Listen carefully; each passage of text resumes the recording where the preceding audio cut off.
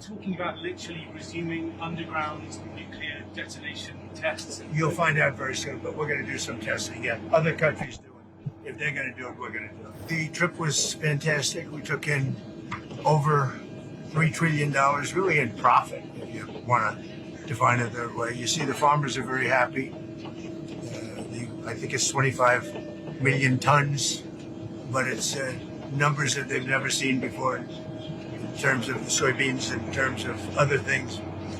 We have numbers coming to our farmers that the farmers have never seen before from China. Our farmers are very happy. I suggest that they go out and buy larger tractors and more land. Okay? We want larger tractors and more land because nobody's ever seen anything like it. I've given China great incentives to hold down the fentanyl, get rid of it ideally. You know, a lot of people don't know it's used as an anesthesia, it's used as a lot of things. A lot of good things happen, but unfortunately when it's developed a certain way, a lot of bad things happen.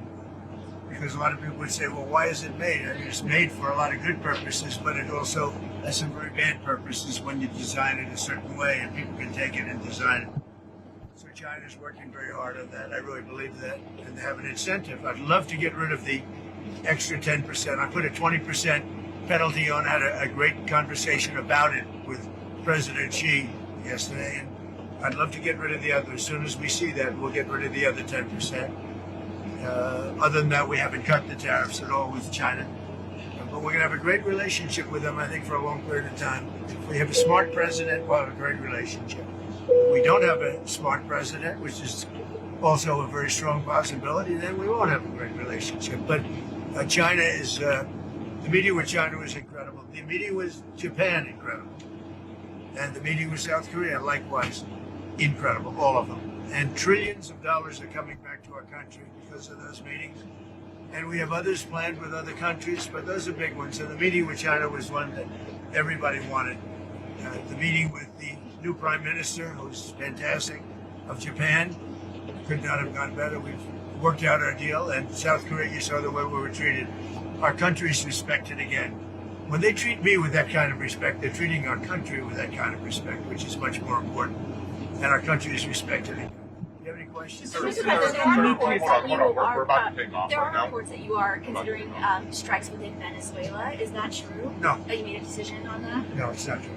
Mr. President, on the nuclear strikes, the nuclear tests that you were talking about, are you talking about literally resuming underground nuclear detonation tests? You'll find out very soon, but we're going to do some testing. Yeah, other countries do it. If they're going to do it, we're going to do it.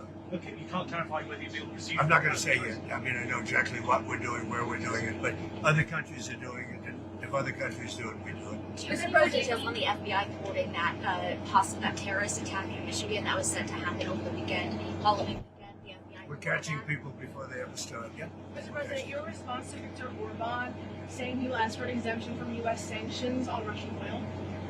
He has asked for an exemption. We haven't granted one, but he has asked. Victor, he's a friend of mine. He's asked for an exemption. What else? Mr. President, on Venezuela. Yeah, please.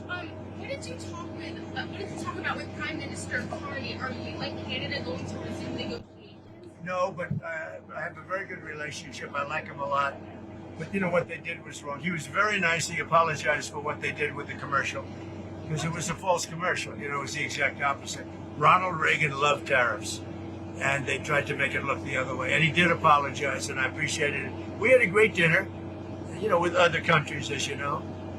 And I think we have a very good relationship personally. I think that what they did was wrong, but he apologized. On the SNAP benefits set to expire tomorrow, folks are talking about putting out about canned goods and non-perishables for trick-or-treaters.